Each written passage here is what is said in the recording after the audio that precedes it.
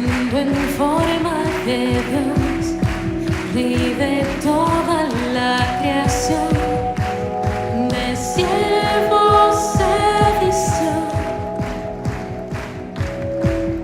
hasta los sumos se humilló, sufrió la muerte en sumisión, horrenda muerte en una cruz, inmenso amor le hizo descender a servir al pecador.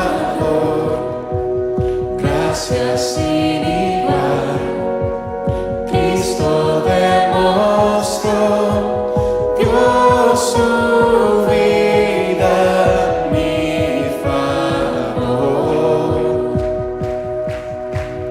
Pon en mí la misma mente que hubo en Cristo, hazme un siervo para tu gloria. Tomaré mi cruz, te seguiré, Jesús, hazme un siervo para tu gloria.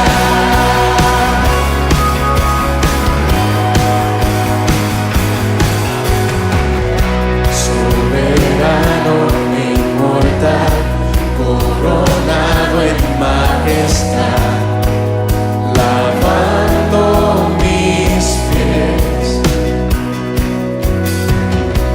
inocente de maldad, mas cargó mi iniquidad, tomando así mi lugar.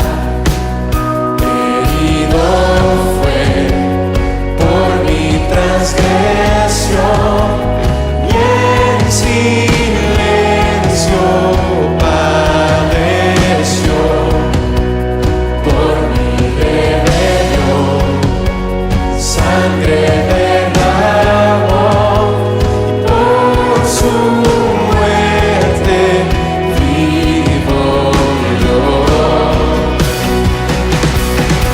Pon en mí la misma mente que hubo en Cristo, hazme un siervo para tu gloria. Tomaré mi cruz, te seguiré, Jesús, hazme un siervo para tu gloria.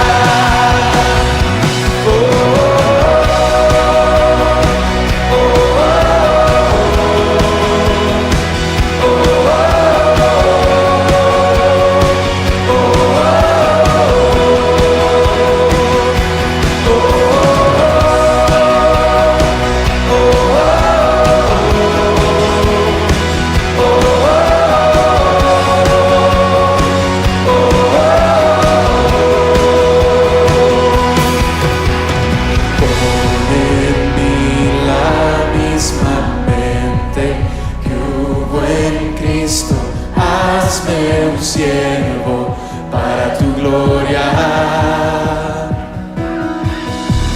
Tomaré mi cruz, te seguiré, Jesús, hazme un siervo para tu gloria. Pon en mí la misma mente que hubo en Cristo, hazme un siervo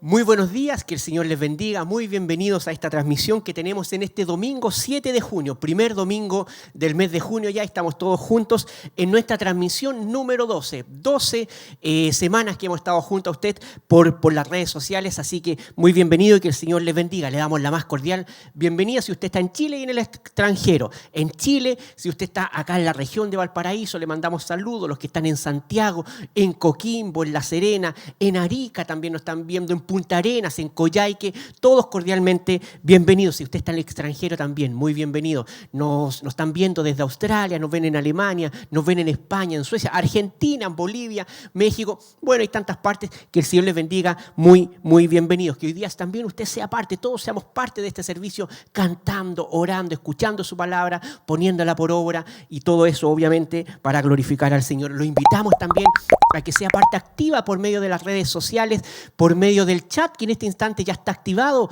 por el YouTube, que usted vaya saludando. A ver a quién podemos saludar por aquí. Bueno, a todos los hermanos que se están conectando en este instante, muy bienvenidos, gracias por los saludos, que el Señor les bendiga y vamos a tener una conexión y una transmisión para la gloria del Señor. Muy bienvenidos y nos disponemos ahora a cantar, a orar, a glorificar a nuestro Señor. Bendiciones.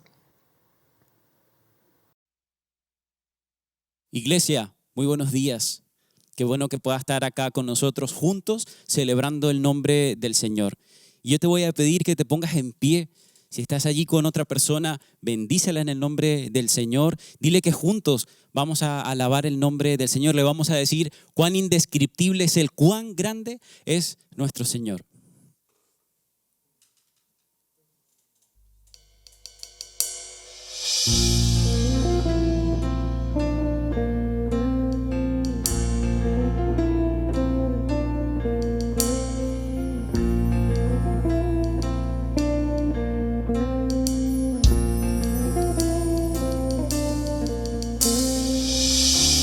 Desde lo alto del cielo hasta el fondo del mar, todo es un reflejo de tu majestad. Los colores y aromas de cada estación, criaturas cantando su propia canción, todo exclama: no hay nada que se compare a ti. Conoces cada estrella que en el cielo está. Maravilloso Dios, tu gran poder indomable es. Caemos ante tus pies admirados de ti. Maravilloso Dios.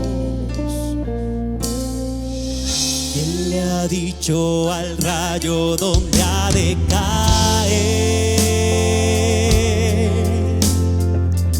¿O ha visto en el cielo la nieve al nacer?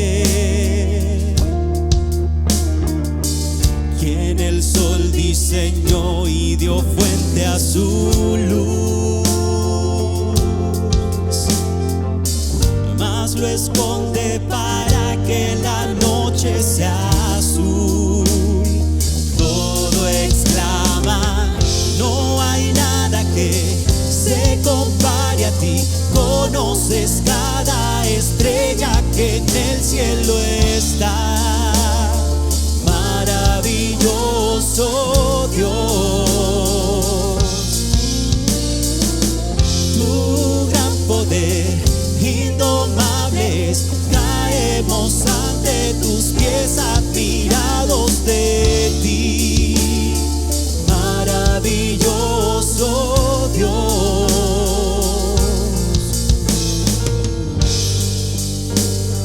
maravilloso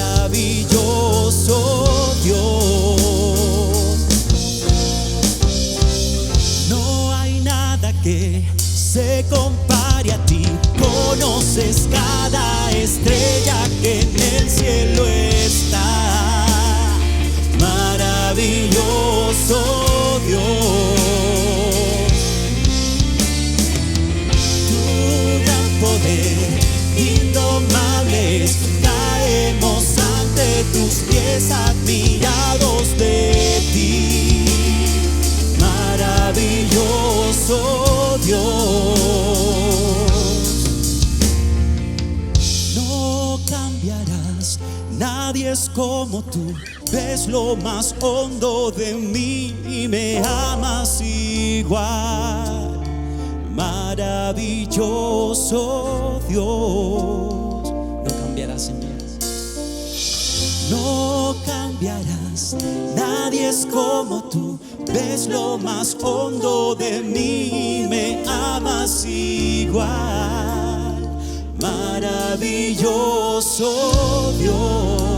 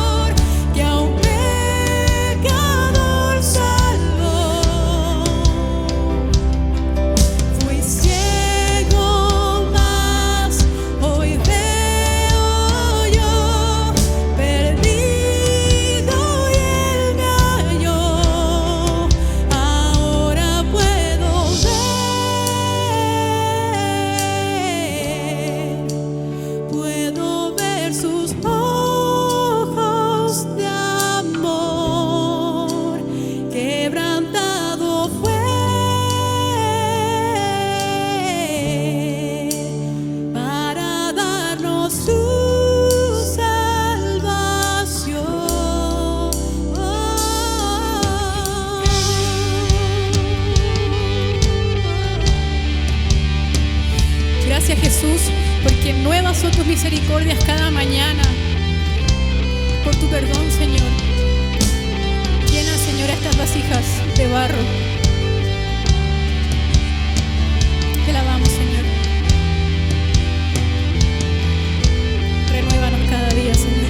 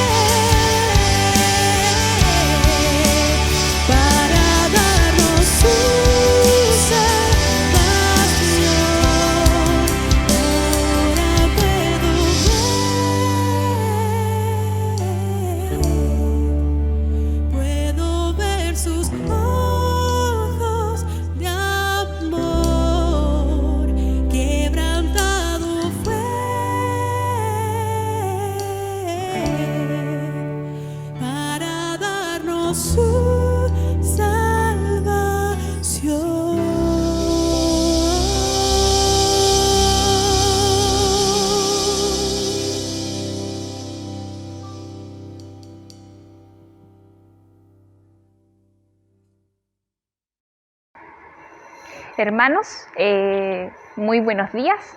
Los invito a disponer nuestro corazón y nuestra mente a orar a nuestro Padre Celestial. Papito amado, te damos infinitas gracias por la oportunidad que tú nos das nuevamente de poder reunirnos virtualmente. Agradecemos tanto que tú nos cuidas, Señor, incluso en este tiempo de dificultad, y que nos permite, Señor, reunirnos, que nos permite escuchar tu palabra y que nos permite, Señor, seguir aprendiendo de ti. Te damos gracias por tu salvación, por tu misericordia que se renueva cada día, Señor. Te damos gracias porque, por sobre todo, Señor, tú nos amas con un amor eterno y maravilloso, Señor. Te damos gracias por tu cruz, Señor Jesucristo, y a ti, Espíritu Santo, por cada día ayudarnos en escudriñar la palabra, en poder entenderla, en poder comprender cada una de tus palabras, Señor, que has preparado para nosotros. Te damos gracias, Señor, por este tiempo, porque podemos ir a ti, podemos conversar contigo, podemos tener tiempos maravillosos contigo, Señor. Tiempos en familia y aún así, Señor, tener tiempos de comunión entre nosotros como hermanos, Señor. Y solamente queremos agradecerte por este tiempo, Señor. Y te pedimos por cada uno de nuestros misioneros, Señor, que en este momento están viéndonos, Señor.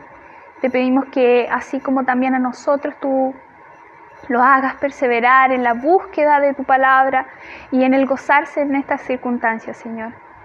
Te pedimos también por cada una de nosotros, Señor, que podamos, Señor, seguir manteniéndonos firmes en tu palabra, seguir escudriñando, seguir estudiando tu palabra, Señor, para que cada día tú seas más grande y más maravilloso ante nuestros ojos. Y te pedimos por sobremanera, Señor, que tú nos ayudes a ser obedientes y a seguir tu voluntad, Señor.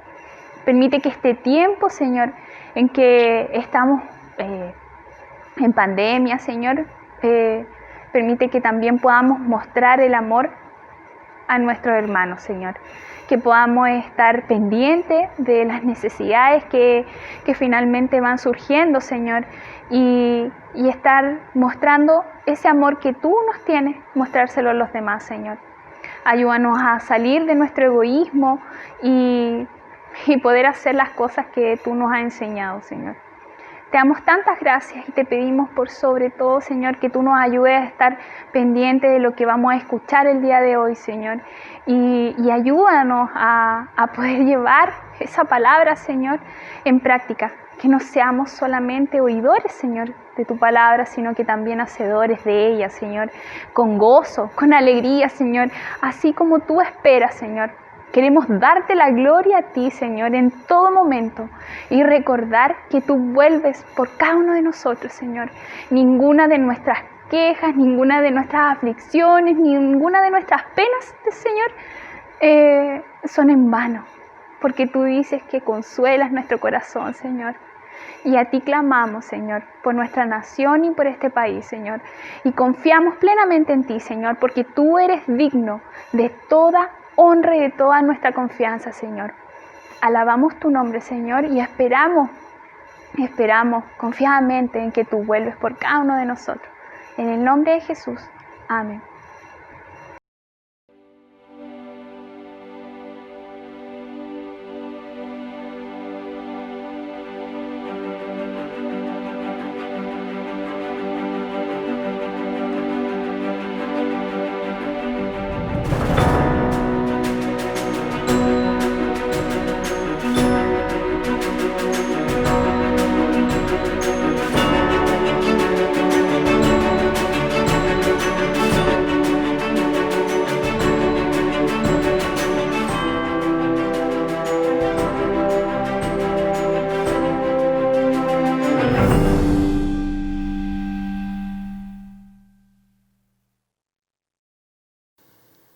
Qué bueno estar juntos, amada iglesia, el poder compartir, ya sea por esta vida, pero estar precisamente juntos, orando, cantando, estudiando la palabra, nos anima, nos llena del Señor.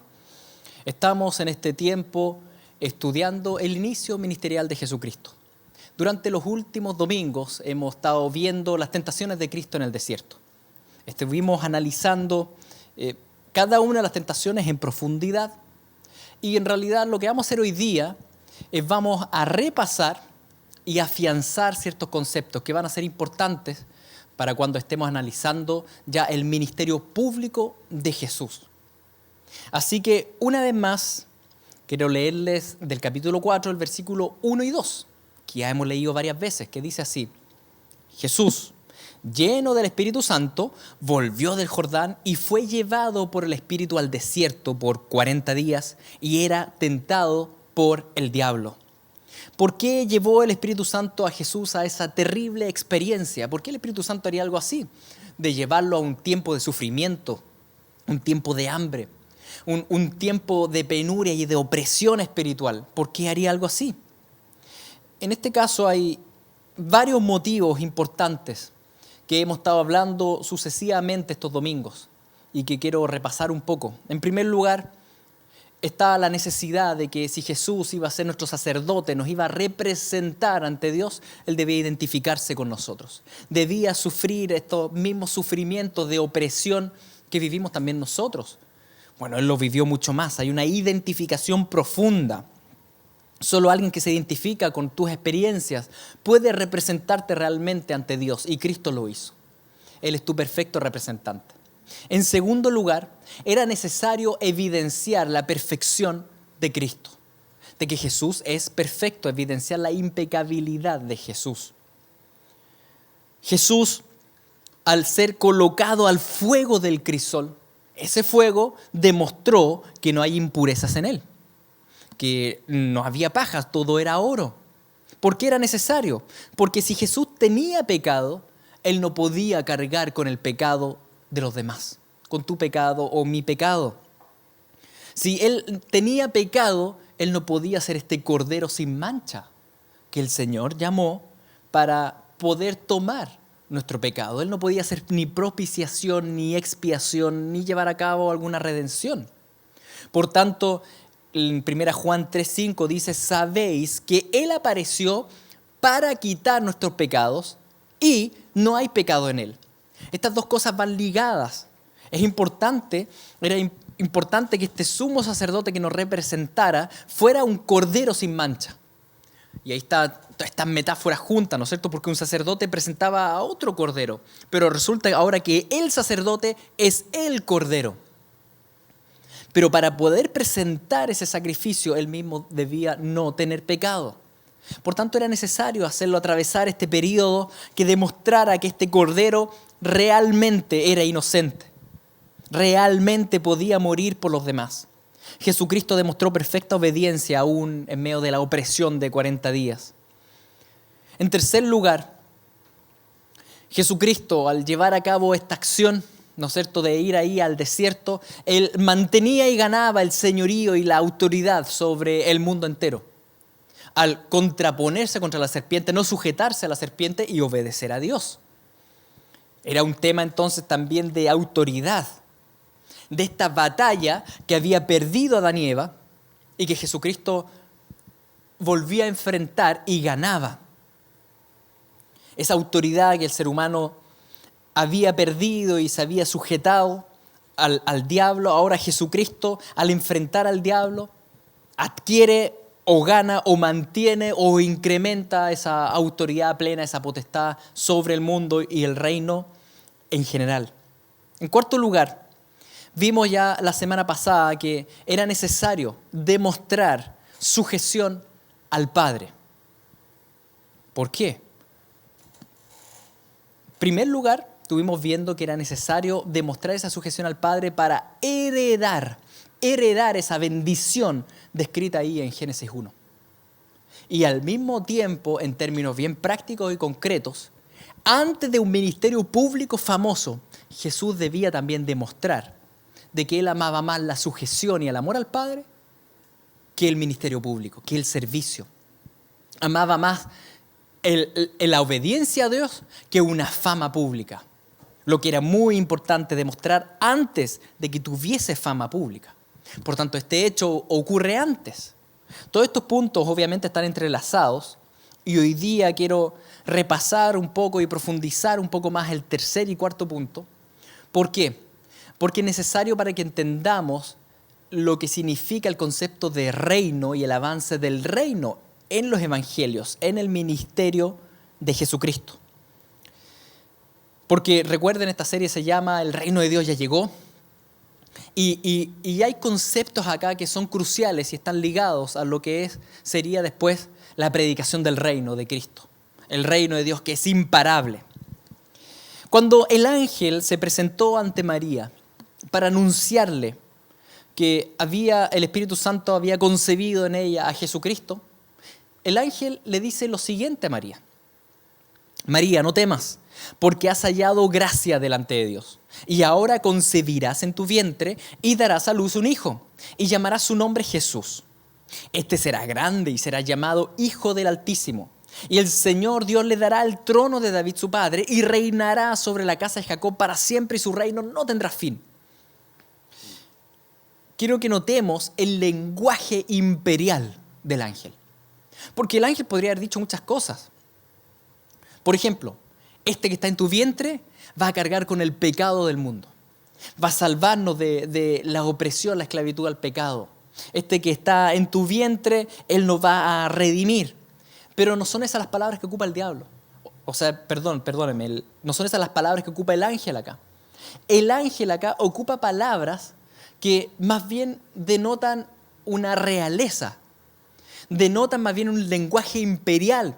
Por ejemplo, habla de que será grande, habla de un trono, habla de un reinado, habla de la supremacía del Hijo de Dios.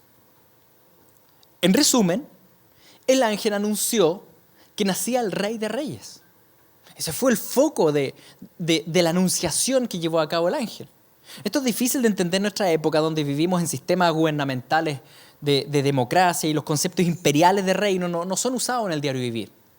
Pero por muchos milenios esto no fue así. Toda la historia se describe como imperios que se levantan y que caen, como reinos que llegan, reinos que se van. Daniel mismo en el capítulo 7 resume la historia de esa manera, con imperios que se levantan y que caen hasta que los hijos, los santos, los hijos de Dios reciben el imperio para siempre, ¿no es cierto?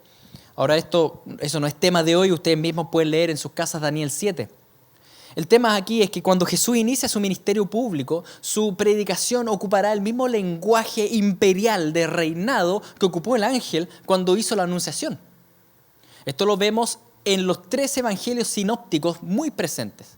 Los evangelios sinópticos son Mateo, Marcos, Lucas, que son los evangelios que describen más o menos los mismos acontecimientos, porque el evangelio de Juan describe en realidad, la cámara enfoca en otros acontecimientos o conversaciones. Pero en Mateo, Marcos, Lucas vemos que se emplea el mismo lenguaje imperial.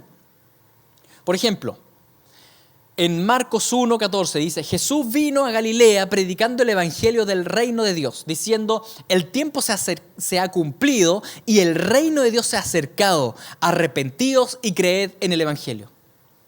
Mateo 4 dice: desde entonces comenzó Jesús a predicar y a decir: arrepentíos porque el reino de los cielos se ha acercado. Lucas 4:43 dice: pero Él les dijo: es necesario que también a otras ciudades anuncie el evangelio del reino de Dios, porque para esto he sido enviado.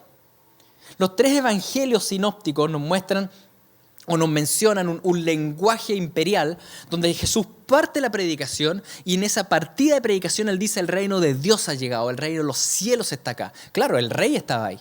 Es un lenguaje de conquista. La misma palabra evangelio, ¿no es cierto?, viene con esta declaración donde un emperador dice y proclama una noticia.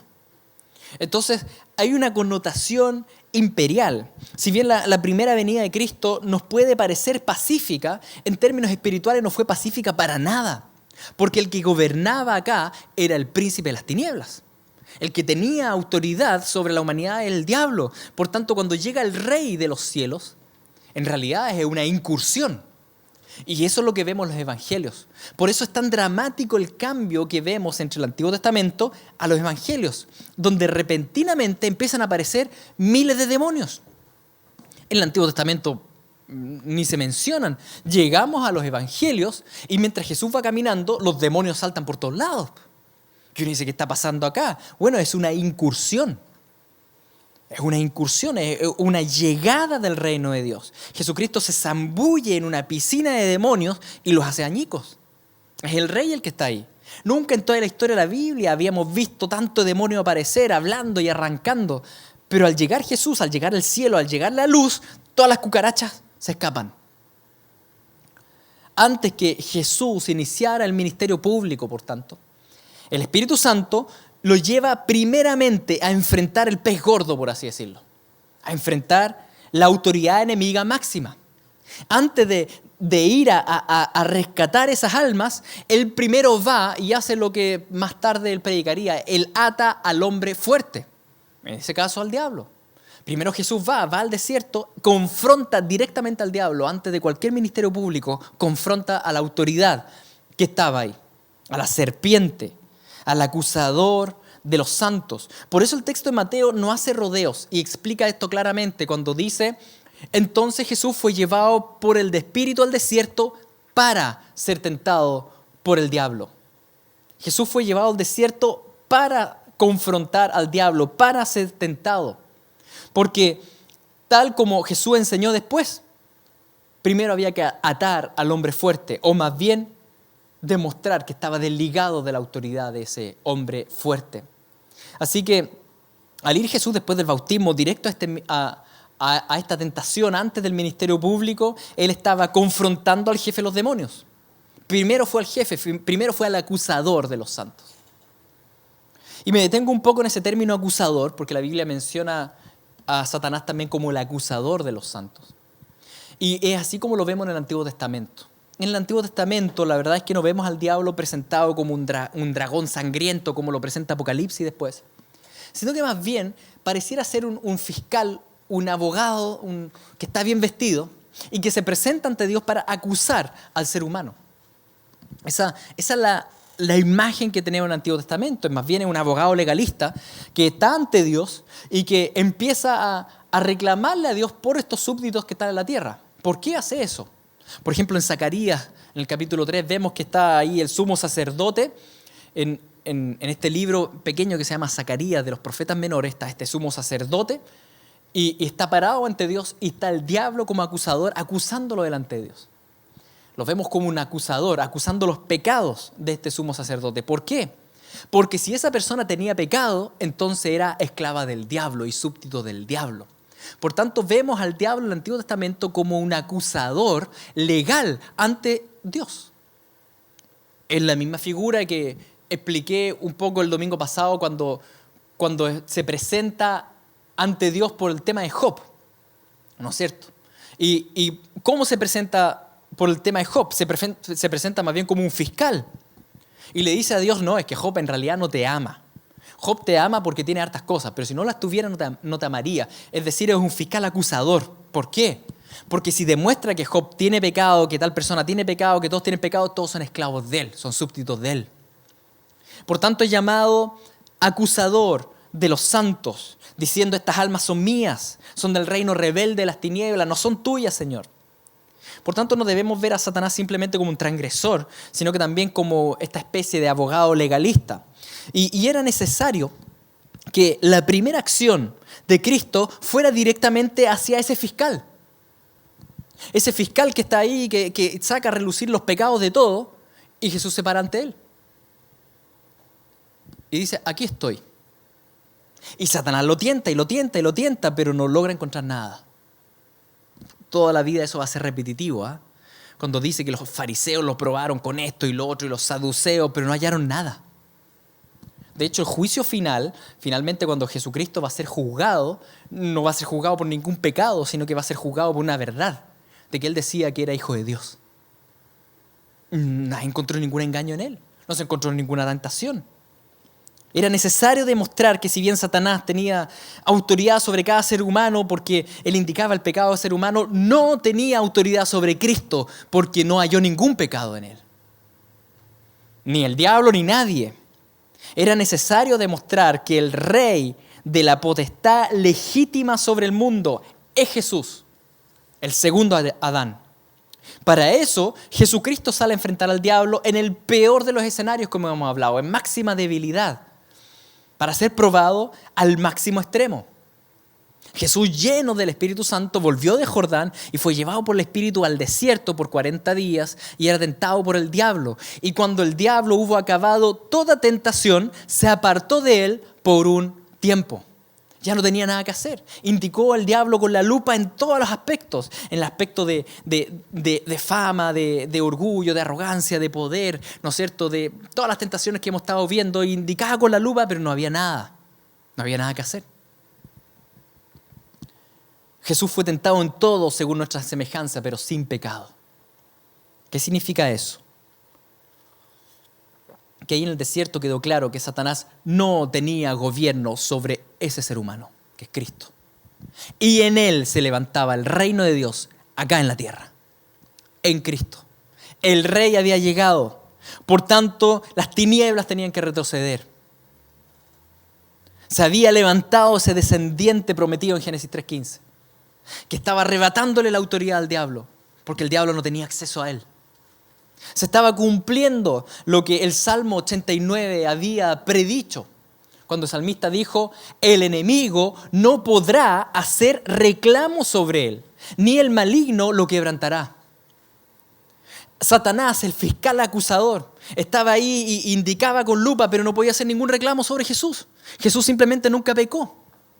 El enemigo no pudo hacer reclamo sobre él, por tanto estaba fuera de su potestad. Y al estar fuera de su potestad se le escapaba toda la potestad, porque había surgido el hombre que tenía toda la potestad. A Satanás no le quedó otra que dar paso a un lado y permitir que Jesús irrumpiera públicamente en un ministerio público avasallador con el reino. Mientras el reino de Dios iba avanzando, Satanás no lo podía frenar y no lo pudo frenar y no lo pudo frenar hasta que lo mató. Que es otro tema que vamos a hablar otro día. El diablo no podía parar a Jesús, porque no estaba en su reino, no estaba bajo su potestad, sino que era pura luz. Y la oscuridad no puede hacer nada frente a la luz. La oscuridad es ausencia de luz, pero llega la luz y no puede hacer nada. ¿Dónde radicaba entonces el poder supremo de Jesús? Bueno, en su divinidad, pero también en su humanidad, en la obediencia, en la sujeción perfecta. Es necesario que reflexionemos esto un poco más, porque es un tema muy importante a digerir, queridos. La obediencia de Cristo es infinitamente más perfecta que la tuya o la mía. ¿Por qué? Porque Él no solo es verdadero hombre, Él también es verdadero Dios. Y creo que es importante reflexionar esto, porque tal vez muchas veces has dicho: sí, es que lo que pasa es que Jesús no pecó porque es Dios. Y lo tomamos así como que eso significa que para él era más fácil. Al revés, queridos. Que Jesús sea plenamente Dios hace que sea más difícil. Me explico. Cuando Jesús se encarnó, se hizo hombre, vivió en medio de nosotros, como uno de nosotros, Él nunca dejó de ser Dios. Dios no deja de ser Dios. Él tomó la naturaleza humana y no dejó la naturaleza divina. Él tomó la humana, pero no quedó, por así decirlo, en el pasado la naturaleza divina. Al revés. Él siempre sostuvo que mientras era hijo de hombre, al mismo tiempo Él era hijo de Dios. Por un lado era hijo de hombre, de Adán. Adán significa hombre, ¿no es cierto? Hijo de Adán. Y por otro lado, hijo de Dios. Él al mismo tiempo tenía y tiene las dos naturalezas. Entonces, ¿cómo entendemos esto de que Jesús, siendo Dios, caminó en medio de nosotros y haya sufrido y haya pasado hambre e incluso haya muerto si seguía siendo Dios? Lo que vemos en el Evangelio, sobre todo en el Evangelio de Juan, es que Jesús no renunció a su deidad, sino que lo que hizo es que renunció a su actuar independiente. ¿Me entienden? Jesús no renunció a su divinidad. Jesús renunció a un actuar independiente del Padre. Tal vez con esto queda un poco más claro.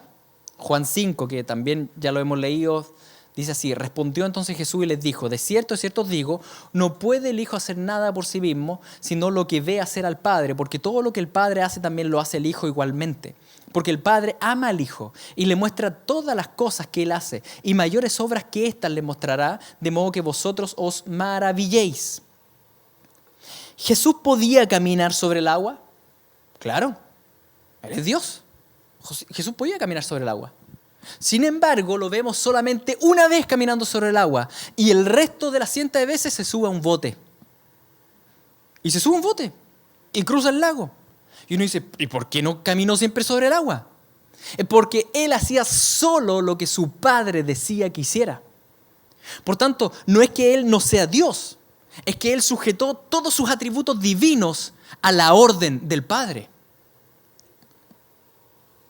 Siempre tomó el bote, menos esa vez que el Padre le dijo camina sobre el agua, por algún motivo específico.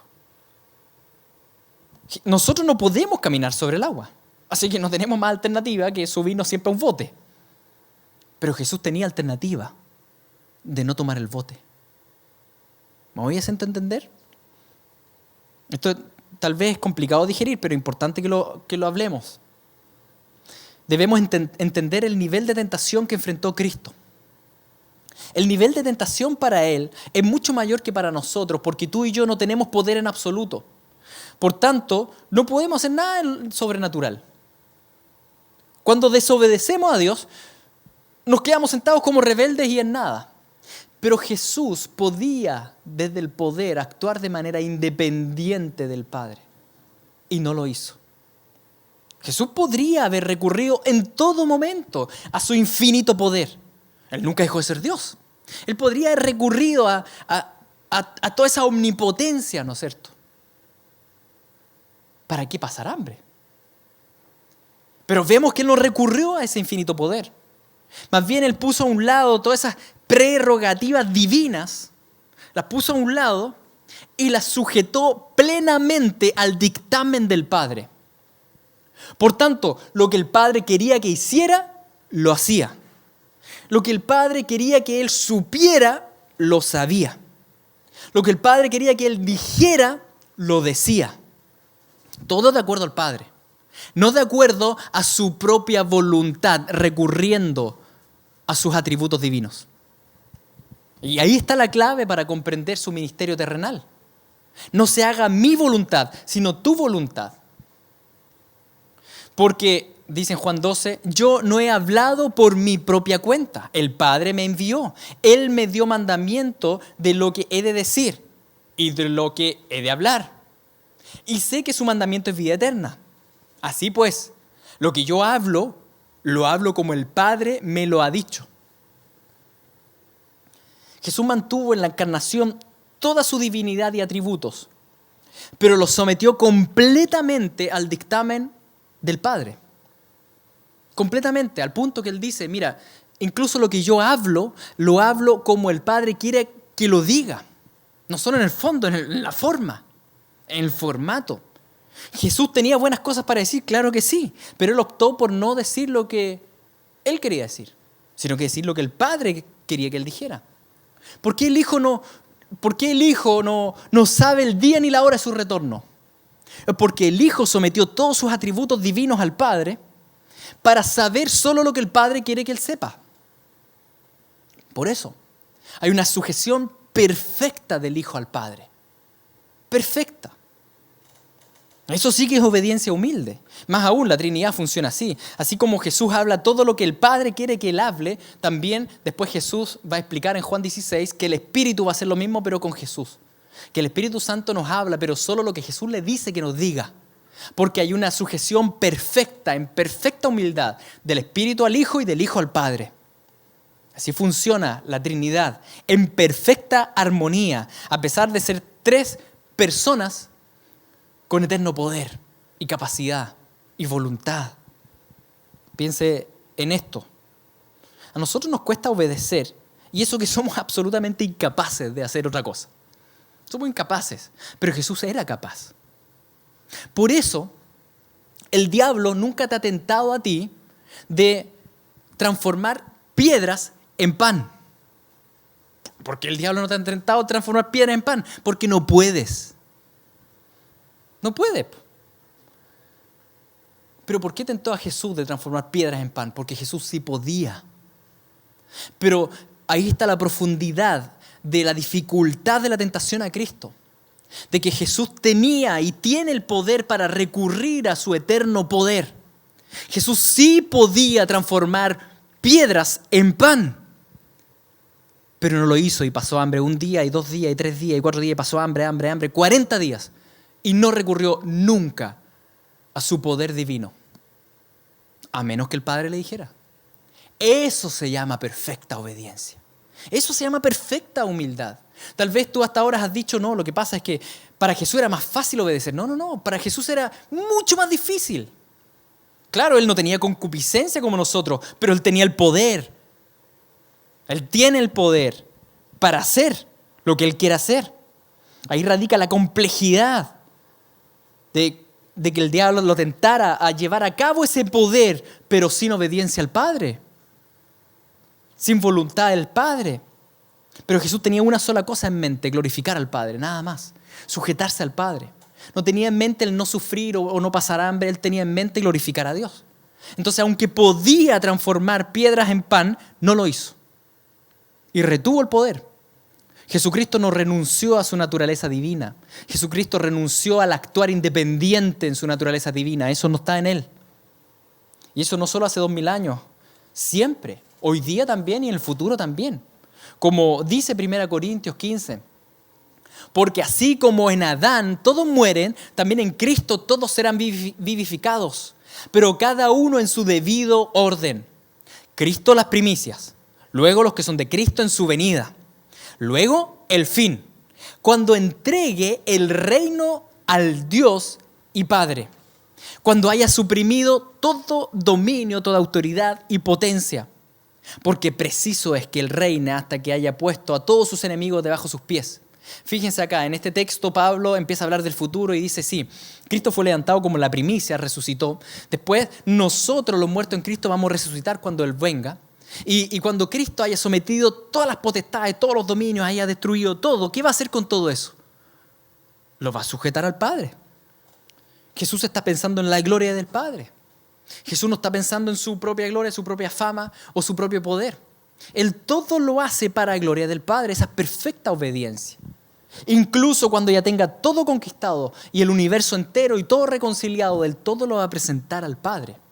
Como continúa este mismo texto cuando dice, y el postrer enemigo que será destruido es la muerte, porque todas las cosas las sujetó debajo de sus pies. Y cuando dice que todas las cosas han sido sujetadas a Él, claramente se exceptúa a aquel que sujetó todas las cosas a Él, es decir, el Padre, ¿no es cierto?, que le sujetó todas las cosas. Pero luego que todas las cosas le están sujetas, entonces también el Hijo mismo se sujetará al que le sujetó a Él todas las cosas, para que Dios sea todo en todos. ¿Qué hará Jesús cuando finalice la conquista completa de todas las cosas?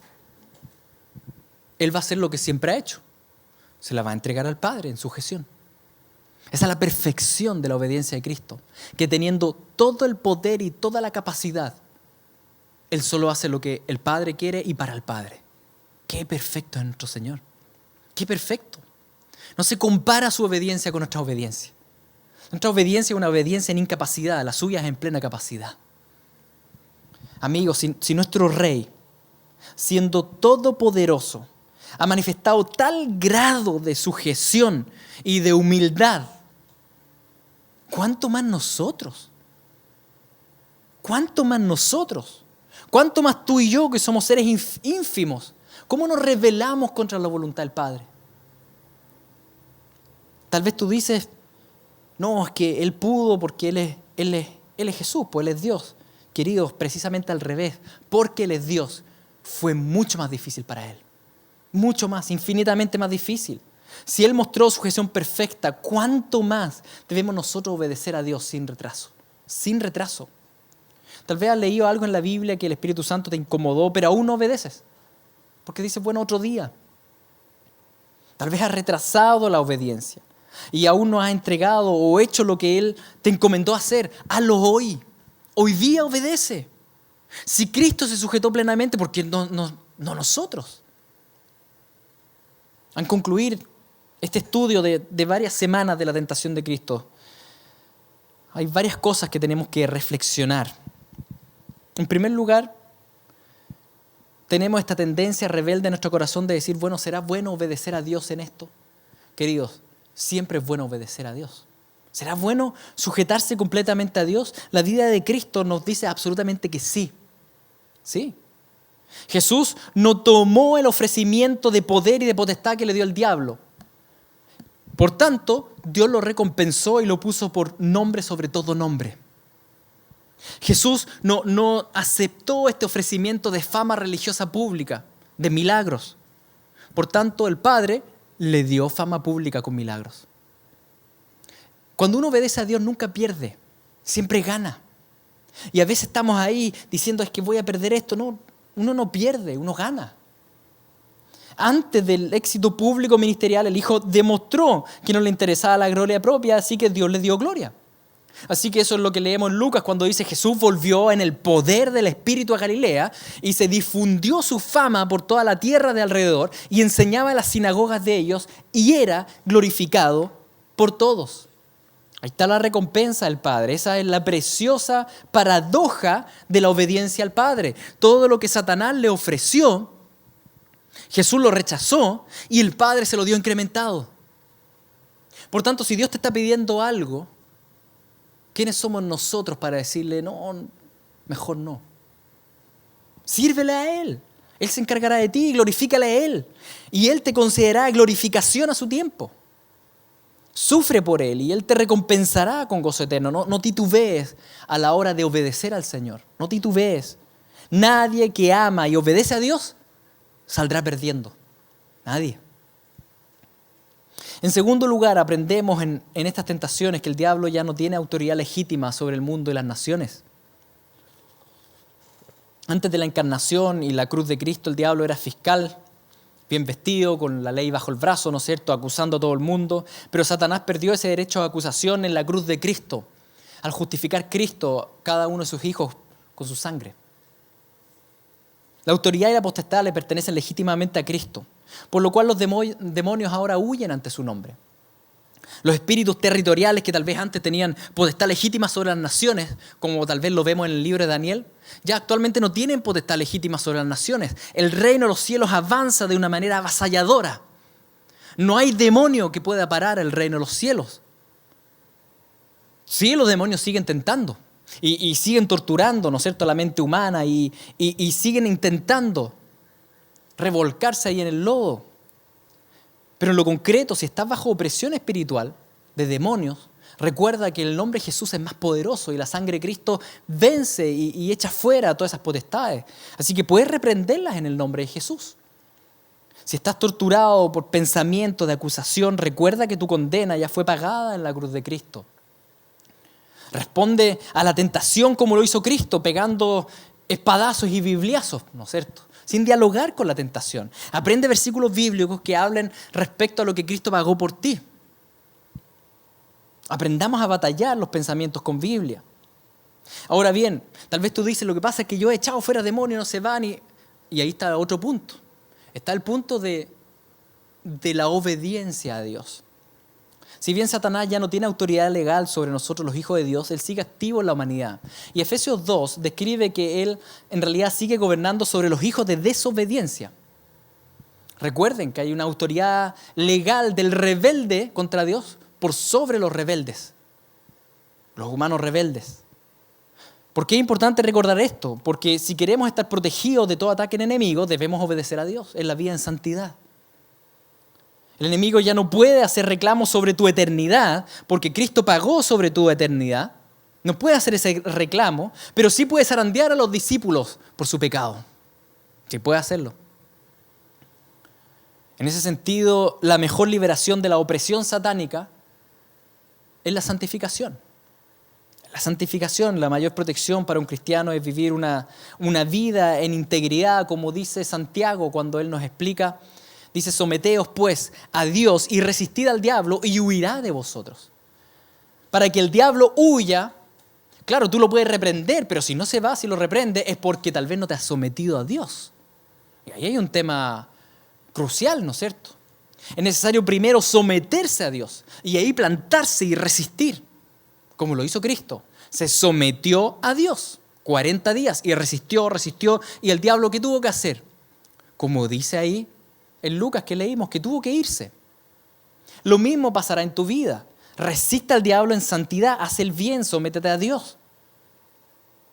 Por ejemplo, no caigas en esa segunda tentación que hemos hablado de obtener reinos y bienes supuestos, con supuestos beneficios terrenales, pero a expensas de adoración a Dios. Adorando más bien o sirviendo al diablo, porque recuerden que adoración es servicio también. Por ejemplo, no busques tener más ingresos evadiendo impuestos. Eso es adoración al diablo. Y es intentar buscar bienes, pero a expensas de amar al Señor. No busques hacer un mayor sueldo robando a la empresa. Y tal vez tú dices que mis compañeros lo hacen, sí, pero ellos son hijos del diablo. Tú eres hijo de Dios, de luz. No busques, ¿no es cierto?, mentir para ganar un cargo o un mayor cargo. Porque toda esa búsqueda de obtener cosas, pero fuera de la obediencia a Dios, termina siendo una destrucción para tu propia vida. O no busques calumniar a otros por envidia, es decir, bajar al otro para yo poder subir. Eso va a destruir tu propia vida. No busques tener renombre, buena reputación para que te admiren, para que piensen bien de ti. Recuerda lo que hizo Cristo. Cristo renunció a todo eso y Dios se lo dio abundantemente. Si tú buscas primero a Dios y su reino, las demás cosas vendrán a su tiempo, cuando Él quiera. Los atajos para obtener riquezas, pertenencias, se ven atractivos, pero recuerda que en la obediencia a Dios hay victoria sobre el diablo. Si no, tú obtienes las cosas, pero sujeto a esclavitud del diablo. Y ahí no hay gozo. Comes, pero no te llenas, no te sacias. Porque ¿qué ganará el hombre si ganara el mundo entero pero perdiera su alma? No gana nada. Así que andéis como es digno del Señor, dice Colosenses, agradándole en todo, llevando fruto en toda buena obra y creciendo en el conocimiento de Dios, fortalecidos con todo poder conforme a la potencia de su gloria, para toda paciencia y longanimidad, con gozo dando gracias al Padre que nos hizo aptos para participar de la herencia de los santos en luz, el cual nos ha librado de la potestad de las tinieblas y trasladado al reino de su amado Hijo. El Señor ya hizo la incursión, el Señor ya te conquistó, así que ahora es necesario que tú vivas de acuerdo a la dignidad del llamamiento al cual hemos sido llamados. Estamos andando como es digno del Señor Jesús, que es legítimamente la suprema autoridad. Le agradamos en todo. Estamos dando fruto en toda buena obra. Estamos creciendo en el conocimiento de Dios, como dice este pasaje. Si la respuesta es no, debemos arrepentirnos ante el Señor y buscarlo en oración, en ayuno, en alabanza, en estudio de la palabra. Vivimos agradecidos al Padre Eterno que nos hizo aptos para ser herederos del reino de luz a pesar de haber sido rebeldes. Vivimos agradecidos. No éramos aptos, queridos, pero el Señor estuvo dispuesto a entregar al Rey para hacernos aptos para su santa ciudad. Vivimos agradeciendo al Hijo que nos libró de la potestad del diablo para trasladarnos a este reino de gozo, de paz. Tal vez enfrentamos grandes sufrimientos en la tierra, pero les aseguro que todo sufrimiento opaca realmente a la luz del incomparable valor de conocer a Cristo Jesús, de estar con Él, de pasar una eternidad con Él. Ya no estás bajo la servidumbre del diablo, sino que ahora estás bajo la servidumbre del Rey que te ama como hermano, del Padre que te ama como hijo. Eso merece celebración, merece alegría y agradecimiento. Por último, tengamos como supremo ejemplo a Jesús, como he venido hablando estas semanas, el arquetipo, el verdadero hombre, la verdadera realidad, el vencedor, el hombre en el cual Dios vio perfección y heredó todas las bendiciones desde Génesis en adelante. Jesús, el más humilde de corazón y que ahora ha sido puesto legítimamente como gobernador sobre todo. Porque también Cristo padeció por nosotros, dejándonos ejemplo, para que sigáis sus pisadas, el cual no hizo pecado, ni se halló engaño en su boca. No digas, es que para Jesús fue más fácil. No, querido, fue al revés. Recuerda esto, Él nunca dejó de ser Dios. y se sujetó plenamente. Él no dejó la naturaleza divina. Él sometió la naturaleza divina a la orden del Padre.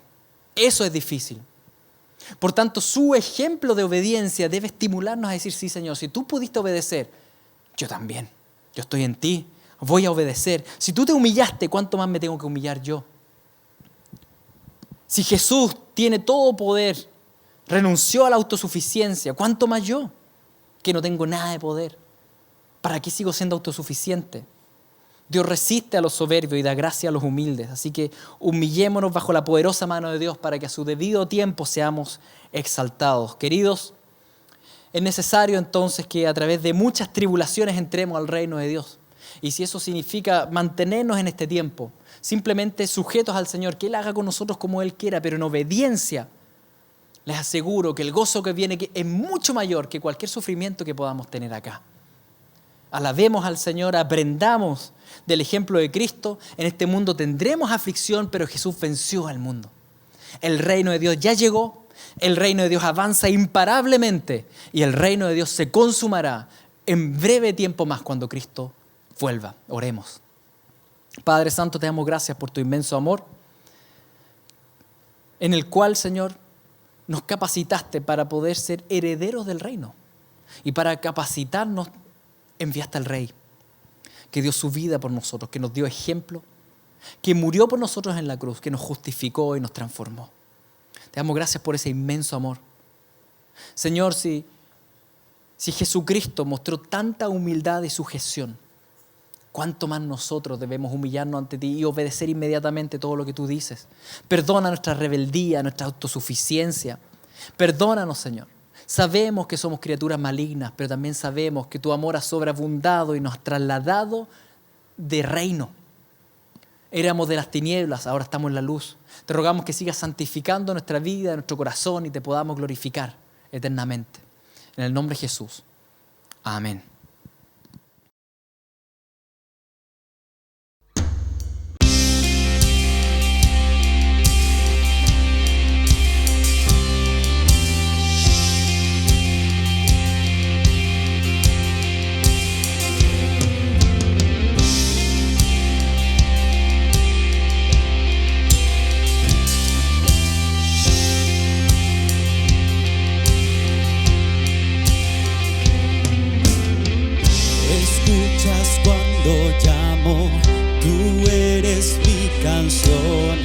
La noche más oscura, tu luz no esconde, oh Dios, no temeré.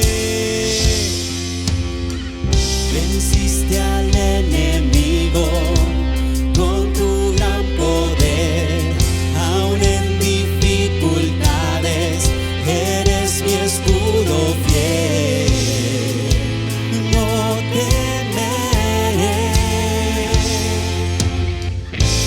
¿quién está conmigo? ¿Quién me defenderá? Dios Todopoderoso, que a mi lado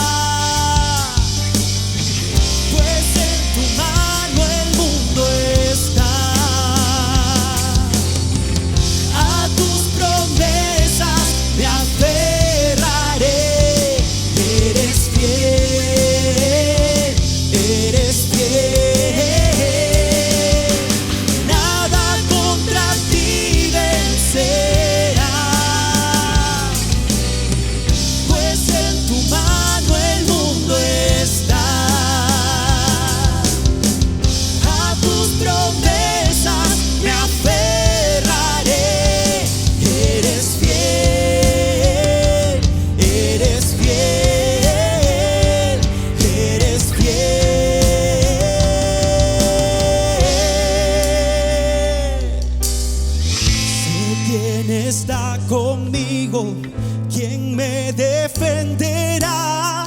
Dios todopoderoso, que a mi lado está. Mi Padre es quien reina por la eternidad. Dios todopoderoso, que a mi lado está. Sé quién está conmigo, quién me defenderá. Dios todopoderoso, que a mi lado está. Mi Padre es quien reina por la eternidad. Dios todopoderoso, que a mi lado está.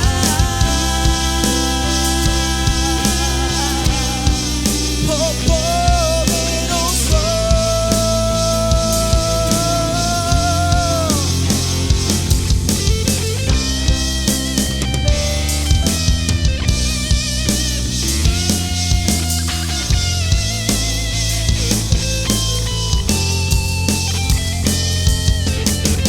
Dios todopoderoso, que a mi lado está.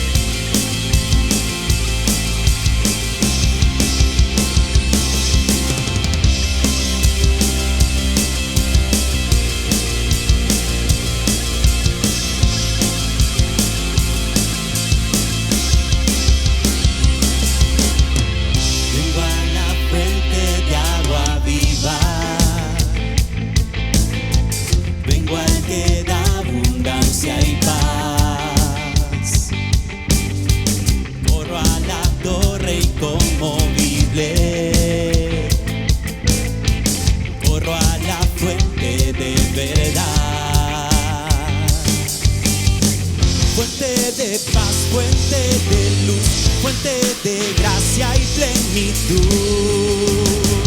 Hoy corro a ti, alzo los brazos de la fe.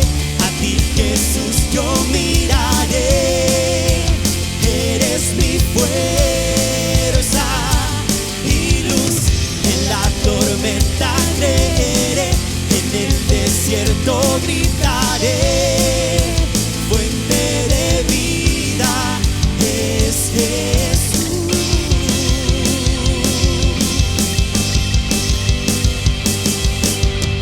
Vengo a la fuente de agua viva. Vengo al que da abundancia y paz. Corro a la torre inconmovible.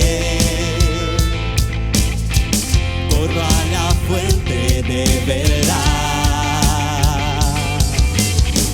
Fuente de paz, fuente de luz, fuente de gracia y plenitud. Hoy corro a ti, alzo los brazos de la fe. A ti, Jesús, yo miraré. Eres mi fuerza y luz. En la tormenta creeré, en el desierto gritaré. Fuente de vida es Jesús.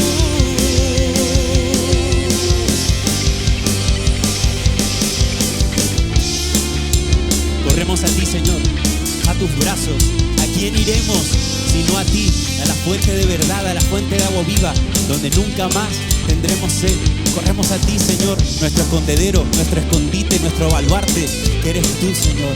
Gracias, Dios, por darnos este refugio tan precioso. Dice la iglesia. Hoy corro a ti, alzo los brazos de la fe, a ti Jesús yo miraré. Eres mi fuerza y luz, en la tormenta creeré, en el desierto gritaré, fuente de vida. Hoy corro a ti, alzo los brazos de la fe, a ti Jesús yo miraré. Eres mi fuerza y luz, en la tormenta creeré, en el desierto gritaré, fuente de vida. Hoy corro a ti, alzo los brazos de la fe, a ti Jesús yo miraré. Eres mi fuerza y luz, en la tormenta creeré, en el desierto gritaré, fuente de vida es Jesús.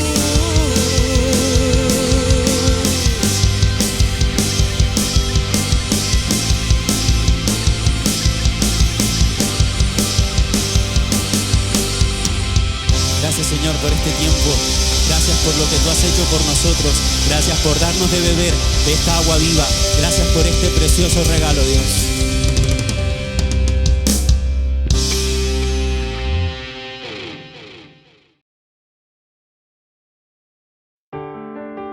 Si usted desea entregar sus diezmos y ofrendas a la iglesia durante este tiempo en que no nos reuniremos presencialmente, el canal que usaremos y que muchos ya usan es la transferencia bancaria a la cuenta de la iglesia. Por lo tanto, si usted de forma voluntaria quisiera usar esta opción, por favor realice una transferencia electrónica a la cuenta corriente cuyos datos aparecen publicados en pantalla. Dios les bendiga y gracias por seguir apoyando la obra aún en estos tiempos difíciles.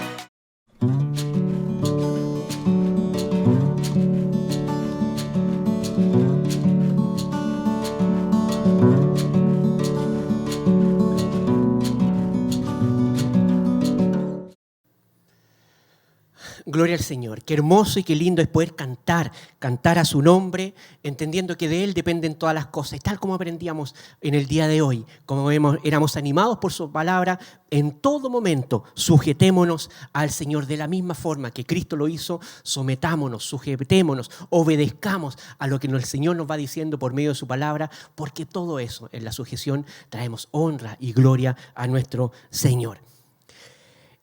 Los animamos también con las oraciones que tenemos durante la semana. Recuerde que estamos en un tiempo de oración 10 y 10. A las 10 de la mañana estamos orando y a las 10 de la noche también estamos orando por el país, estamos orando por las familias, estamos orando por la iglesia y usted es parte de la iglesia, así que lo animamos a que se pueda sumar a esta oración 10 y 10 que tenemos todos los días de la semana.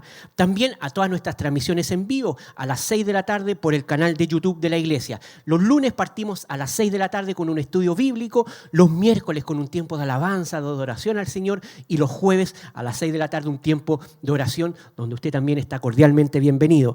La agenda semanal continúa vía Zoom de la misma forma durante esta semana. Los martes a las 4 de la tarde se junta todo el ministerio del adulto mayor, así que todos cordialmente invitados. Si usted tiene personas que estén disfrutando la edad del adulto mayor, invítelo a esta reunión, atento a las redes sociales porque por ahí se están mandando el link vía Zoom. Los miércoles en la mañana lo invitamos a orar, a tener un tiempo de cuerpo, de orar, de cantar a las 10 de la mañana vía Zoom, atento a las redes sociales también. Los jueves, Día de las Mujeres, todas las mujeres de la iglesia se están juntando vía Zoom a las 4 de la tarde, así que usted está cordialmente invitada a participar. Si quiere invitar a su vecina, a su mamá, a alguna amiga, invítela a las 4 de la tarde.